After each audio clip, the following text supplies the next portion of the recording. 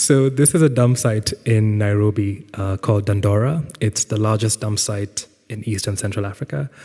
Dandora was declared full 15 years ago, and every day still hundreds of trucks pull up and continue to dump into this site.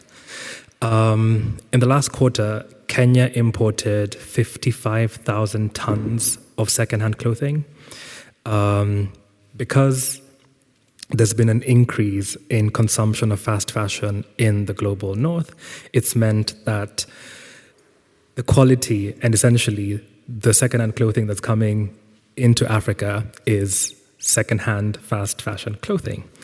I think we can all agree that new fast fashion clothing is already pretty questionable in quality, and you can only imagine the state it is in as secondhand clothing. And so a lot of traders talk about having to discard anywhere between 50 to 60% of every single bale. So that means in the last quarter of the 55,000 tons of secondhand clothing that arrived, 25,000 tons went straight to Dandora. This means that we are now responsible for the waste management of the global north.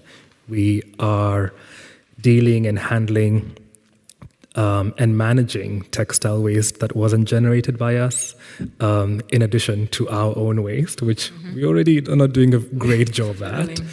And so that's the reality of the space. One of the other things, in addition to this sort of like ecological nightmare that we find ourselves in, is that secondhand clothing is actively undercutting the growth and development of our local textile and garment manufacturing sector.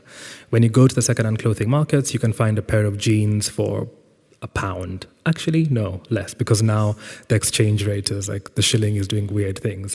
So pretty much like £0.50.